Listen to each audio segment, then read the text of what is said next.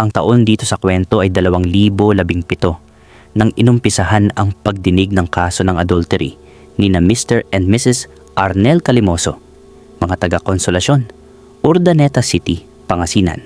Ang inirereklamo, ang babae si Mrs. Annalyn Calimoso, 28 anyos na noong mga panahong ito. Sa loob ng malamig na silid hukuman ng Urdaneta City Hall of Justice, tahimik na nakaupo ang mag-asawang Arnel at Annalyn Calimoso. Ngunit sa likod ng katahimikan, pinag-uusapan ng buong komunidad ang isyong sumira sa kanilang tahanan, ang kasong adultery na isinampa mismo ng mister laban sa sariling asawa. Sa tulong ng mga magulang ni Arnel at ng ilang mapagmalasakit na kaibigan, nagawa niya ang pagsampa ng kaso. Ayon sa salaysay ni Arnel, hindi niya inasahan na magtatapos sa ganitong eskandalo ang pagsasama nila ni Annalyn. 5 taon silang nagtiis at nagpakasipag upang magkaroon ng maayos na buhay. Noong taong 2014, nagdesisyon si Annalyn na mangibang bansa bilang domestic helper sa Hong Kong. Dala ang pangarap na may ahon sa hirap ang kanilang pamilya at masuportahan ang 2 anak nilang naiwan sa Pangasinan. Sa una, naging masigla ang komunikasyon, araw-araw na video call, mga larawan ng bagong trabaho at mga pangakong uuwi para sa kinabukasan ng pamilya. Ngunit sa paglipas ng mga buwan, unti-unting nagbago ang ihip ng hangin. Nagsimulang mapansin ni Arnel ang paglayo ng ugali ng misis. Mas bihira na itong tumawag, at kung tumawag man ay laging pagod, mainit ang ulo, at may kung ano-anong dahilan para mabilis na tapusin ang usapan. Sa mga remittance na dati sapat para sa pagkain, kuryente at tuition ng mga anak, bigla itong lumiit at lalo pang lumiliit habang tumatagal.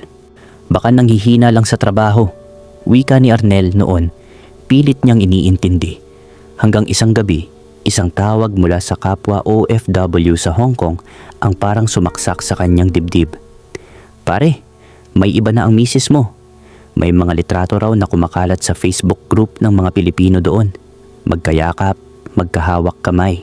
Halatang higit pa sa pagiging magkaibigan ang ugnayan ni Annalyn at isang lalaki. Sa pagkabigla at panlulumo, agad na naghanap ng ebidensya si Arnel upang malaman ang katotohanan. At nang makuha niya ang mga screenshot, hindi na niya mapigilan ang panginginig. Ang babaeng pinakasalan niya sa harap ng Diyos at batas ay may kalaguyo na sa ibang bansa.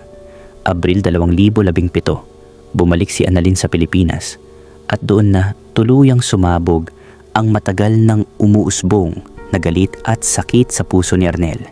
Subalit, balikan muna natin ang mga unang tagpo sa buhay ng 2 mag-asawa. Dahil ganito kasi ang nangyari. Sa Barangay Konsolasyon, kilala si Arnel Calimoso bilang isang masipag na padre de pamilya.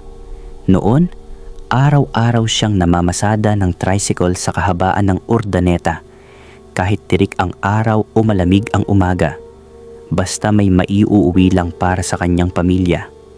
Kalaunan, sinuwerte siyang makapasok bilang delivery man ng isang kilalang parcel service. Mas tumaas ang kita at mas gumaan ang pasanin.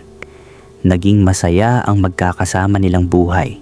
Si Arnel, si Annalyn, at ang 2 nilang anak. Pero sabi nga nila, kahit gaano katatag ang pundasyon, may pader pa ring maaaring gumuho kapag sinimulan ng baliin ng pagtataksil. Taong 2016 habang nasa Hong Kong si Annalyn bilang isang OFW. Doon nagsimula ang mga senyales ng problema. Isang gabi, pauwi na si Arnel mula sa pagde-deliver ng parcels nang mapansin niyang hindi na siya makapasok sa Facebook account ng asawa. Nagkamali lang ba siya ng type ng password? Paulit-ulit niyang sinubukan, pero bigong pumasok. Hindi iyon pangkaraniwan, kasi bukas ang kanilang mga account sa isa't isa. Isang simbolo ng tiwala. Iyon ang pangako nila noong ikinasal. Walang lihiman. Kaya't nang malaman niyang binago ni Annalyn ang password, nang hindi man lang nagpaalam, may kung anong kumitil sa tiwala sa puso niya. Nang kumustahin niya ang misis, malamig ang sagot. "Marami kasing issue sa trabaho. Ayoko ng maraming nakikialam." Mabilis na sagot. Mabilis ding tapos ang tawag. May nagbago. Iyan ang unang bulong ng kutob niya. Sumunod ang pagputol-putol na remittance. Sumunod ang madalas na pag-iwas sa video call. At sumunod ang gabi-gabing pag-uwi ni Arnel na may tanong na paulit-ulit na humahabol sa isip niya. May iba na ba siya? Hanggang sa isang araw, isang kasamahan ni Annalyn sa Hong Kong ang nag-message. Nang makita niya ang laman, parang binasag ang mundo niya. Nandoon si Annalyn, nakangiti, nakayakap sa isang lalaking may edad na. Halatang masaya sa kung anumang ugnayan meron sila. Hindi makapagsalita si Arnel. Natahimik ang buong pagkatao niya. Ang babaeng pinagpaguran niyang makasama habang buhay, may iba na pala. Kung hindi ninyo kasi na itatanong, ang ipon ni Arnel ang ginamit ni Annalyn para makapag-abroad. Mas mabilis daw makahanap ng trabaho doon. Kaya imbes na si Arnel ang umalis, si Annalyn na lang ang nag-abroad. Kinagabihan, pag-uwi niya sa konsolasyon, hindi mapakali ang katawan niya. Hindi siya makakain. Hindi makatulog. Ang sakit ay parang patalim na, unti-unting ibinaon sa dibdib. Nang makita niya ang mga anak na masayang nanonood ng TV, lalo siyang nanginig. Anong kasalanan nila? Bakit sila ang dapat magdusa? Iyon ang nasa isip niya dahil alam ni Arnel na kung hindi na maayos ito, tiyak na broken family na ang bagsak ng lahat sa kanila. Sobrang pagkadismaya na ni Arnel sa buhay na mayroon sila noon, na akala niya ay uunlad sa pagtutulungan nilang mag-asawa. Hanggang sa isang gabi, sa isang sulok ng maliit na sari-sari store sa Konsolasyon, nakaupo si Arnel kasama ang dalawang kaibigang tricycle driver. Hindi naman talaga siya manginginom, pero ng gabing iyon, sobra na ang bigat ng mundo sa balikat niya. Isang bote ng gin ang nasa harap nila. Tagay lang, pampakalmang sana. Noong una, akala ko kaya ko, mahina niyang sabi habang nakayuko. Natahimik ang mga kaibigan niya. Alam nilang may pinipigil si Arnel.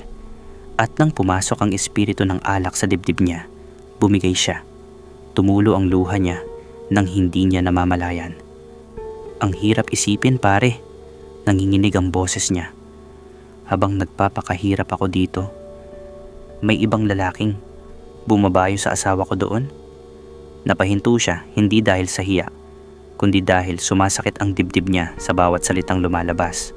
Pinagpaguran ko ang lahat, pamilya, bahay, pangarap namin. Napahawak siya sa ulo. Pero bakit siya pa ang may lakas ng loob na ipagpalit kami? Lumapit ang kaibigan niyang si Rolly, marahang tinapik ang balikat ni Arnel. Hindi ikaw ang may kasalanan, Nel, sagot nito. Pero ikaw ang tatay, ikaw pa rin ang tatayong magulang ng mga bata. Humagulugol sa iyak si Arnel, hindi bilang lalaki, kundi bilang lalaking nabasag ang puso para sa kanyang pamilya. Pero sa paglipas ng araw, mas lalong tumindi ang bigat ng kaso laban kay Annalyn Calimoso nang tuluyang mabuking ni Arnel ang buong katotohanan tungkol sa relasyon ng asawa sa ibang bansa. Dahil ang kalaguyo nito, Pilipino rin pala, at iyon ang pinakamasakit. Taong 2017 ilang buwan bago umuwi si Annalyn mula Hong Kong, may isang anonymous account na nagpadala ng mga larawan kay Arnel. Hindi kilala ang nagpadala. Walang pangalan. Walang mensahe. Mga larawan lang. Nanguna doon ang litrato ni Annalyn, nakadikit ang ulo sa isang lalaking moreno. May tattoo sa braso, ngunit mas may edad na sa kanilang dalawa, at nakangiti na parang wala nang ibang iniisip sa mundo. Kasunod nito ay mga litrato pa. Magkahawak kamay sa parke, magkatabing kumakain sa isang restoran. Iba ang ngiti. Dito na niya nalaman ang pangalan ng lalaki. Edelberto Labist, isang Pilipino raw na taga Bicol. Humagulhol si Arnel kahit paulit-ulit sumasaksak ang sakit at ang pait ng mga pangyayari. Kinakaya pa rin niya ito. May humahawak pa rin sa kanya. Pag-asa. Hindi niya agad sinira ang lahat. Sa kabila ng hirap, naniwala siya na baka naligaw lang si Annalyn. Baka kaya pang ayusin ang lahat. Baka kaya pang patawarin. Para sa mga bata. Sabi niya sa sarili, babalik siya. Uuwi siya sa amin. Pero mali siya. Dahil nang dumating sa Ninoy Aquino International Airport, ang eroplanong sinasakyan ni Annalyn, bit-bit ang mga pasalubong. Hindi ang asawa at mga anak ang unang inisip niyang puntahan. Ayon sa investigasyon, kasama niyang umuwi si Edelberto at imbes na dumiretso sa Urdaneta, nagtuloy sila sa isang motel sa Maynila. 1 linggo silang nagkubli doon, malayo sa mga matang maaaring humusga. Habang nagpapakasaya ang dalawa, walang alam si Arnel. Habang magkahabing ang mga katawan sa malamig na silid, si Arnel ay nangingitim ang mga kamay sa kakapagalaw ng parcel. Nagbabanat ng buto para sa pamilya niyang unti-unting nawawasak.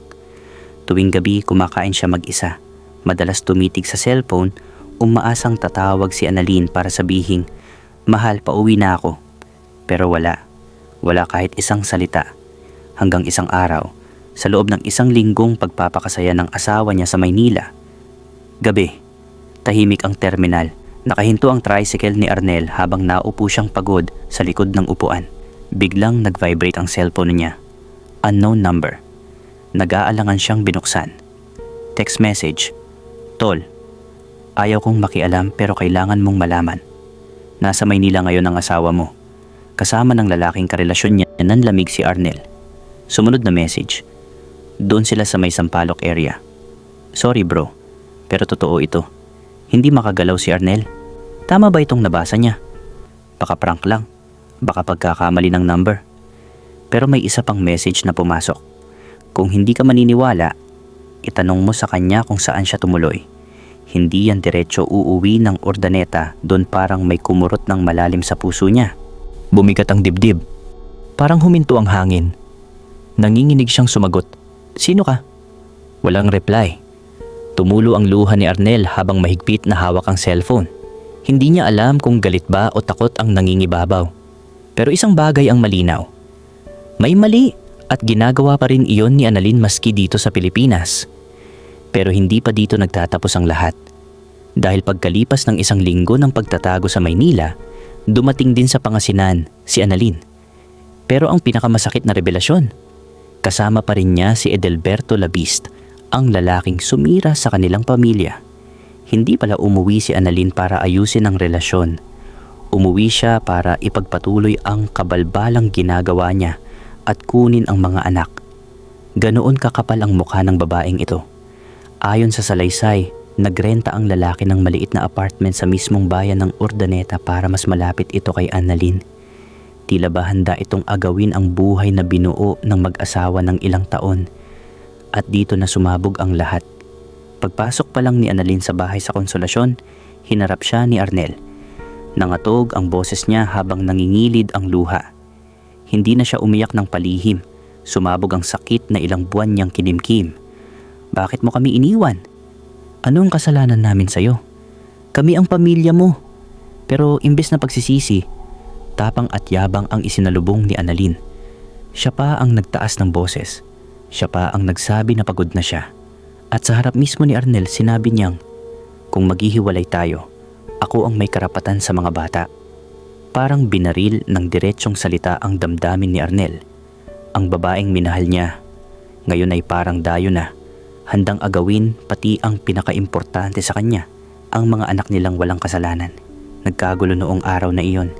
Tinawag si Kapitan, lumabas ang mga kamag-anak, hiyawan, sigawan, iyakan. Lahat naghalo-halo na. Mismong mga bata napaiyak, nalilito, natatakot sa mga nangyayari na nakikita nila mismo sa kanilang mga magulang. At sa sobrang gulo ng sitwasyon, napunta na sila sa barangay hall ng Konsolasyon para sa mediation. Pero paano mo aayusin ang relasyon na ayaw namang ayusin ng babae? Paano mo patatahimikin ang ingay ng pagtataksil? Sa totoo lang, ang nakakainis pa dito sa pangyayari, mas matapang pa ang babae. Para bang mas mayaman na siya at siya ang madidikta sa mga mangyayari sa pamilya nila. Mataas ang kilay at akala mo ay si Arnel pa ang may mali sa lahat, kaya napunta sila sa ganitong sitwasyon. Pero sa harap ng barangay officials, unti-unting lumabas ang katotohanan. Si Annalyn may kinakasama siya sa Hong Kong, kasamang umuwi sa Pilipinas. At ngayon, nakatira lamang ilang kilometro mula sa kanilang tahanan. Halos hating gabi na nang matapos sila, pero wala ring naayos. ni hindi nakaramdam ng awa si Annalyn sa desisyon niyang iwan si Arnel. Samantalang si Arnel, basag-basag ang pagkatao at ang pagiging lalaki nito, pero pilit na tumatayo para sa mga bata. Paglabas nila ng barangay hall, tahimik si Arnel, hawak kamay ang mga anak. Si Annalyn naman ay nakaabang ang cellphone, pinagmamasdan kung online ba ang lalaki niya. At nang marinig ni Arnel ang pag-vibrate ng cellphone, doon niya muling naramdaman ang pait. Hindi na siya ang inuuwian ni Annalyn. At habang ang gabi sa Urdaneta ay tahimik, may isang lalaking hindi makatulog, si Arnel.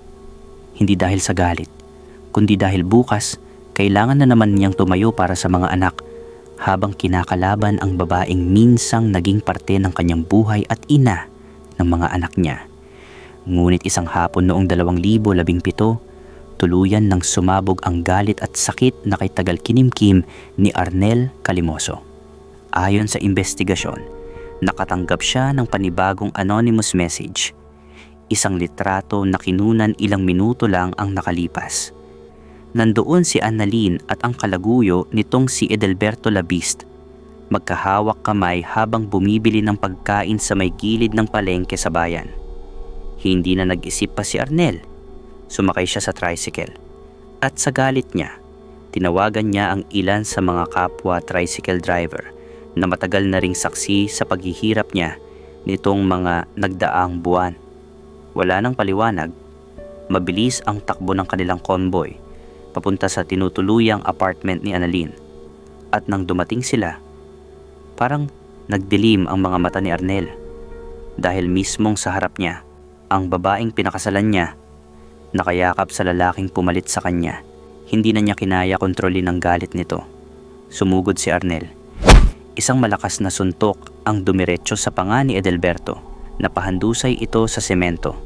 Mabilis na sumunod ang iba pa, mga tricycle driver na tumulong kay Arnel. Nagtulakan, sigawan, tadyak, bagsakan ng kamao sa katawan ng kalaguyo ni Annalyn.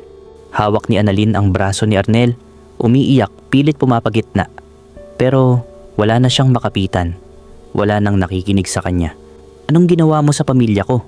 Sigaw ni Arnel paulit-ulit habang binubugbog nila ang lalaki ng asawa niya. Mabilis ang mga naging pangyayari at may ilang taong umawat na rin nang makita nilang kawawa na sabugbog ang lalaki. Duguan si Edelberto nang sila ay tuluyang maawat at maisakay sa patrol. Samantalang si Annalyn nakaupo sa gilid ng pader, hagulgol ng hagulgol, pero huli na ang lahat. Makaraan ang insidenteng iyon, ilang linggo lamang ang lumipas at nagsimula na ang pagdinig ng kaso sa Urdaneta Hall of Justice. Isa-isang iniharap ni Arnel ang ebidensyang nakuha, mga larawan sa Hong Kong, mga resibo ng motel, sa Maynila testimonya ng anonymous na witness admission mismo ni Annalyn sa barangay record medical record ni Arnel at psychological distress report. Habang inilalabas ang bawat dokumento, parang paulit-ulit na binabalikan si Annalyn ng lahat ng maling desisyong inakala niyang malilimot na lang ng basta-basta. At sa araw ng hatol, tumayo ang hukom at binasa ang desisyon. Finding the accused guilty beyond reasonable doubt of the crime of adultery under Article 333 of the Revised Penal Code, hatol, 2 years, 4 months hanggang 6 years na pagkakakulong. Si Edelberto, kapareho ng sentensya damages to be paid to Arnel at ang custody ng mga anak kay Arnel ipinagkaloob. Walang nagawa si Annalyn kundi umiyak kasama ang pamilya nitong taga-Urdaneta rin, pati ang lalaki niya. Sabi nila, halos lumuhod ang mga magulang ni Annalyn kay Arnel para patawarin na lang ang kanilang anak. Pero hindi man lang lumingon si Arnel sa kanila. Pinanindigan niya ang desisyon niya na ipakulong ang dalawa. Marahan lamang ang pagtulo ng luha ni Arnel. Hindi siya nagdiwang sapagkat sa puso niya walang nanalo dito dahil ang tunay na kawawa sa nangyari ay ang mga anak nila ni Annalyn.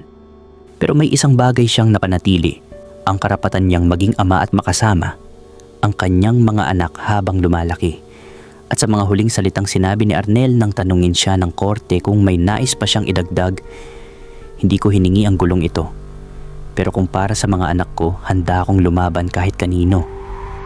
At iyon ang naging wakas ng isang pag-ibig na tinalo ng kasinungalingan, ng isang pamilya na sinubok ng tukso. Ngunit sa huli, katotohanan ang nagtagumpay.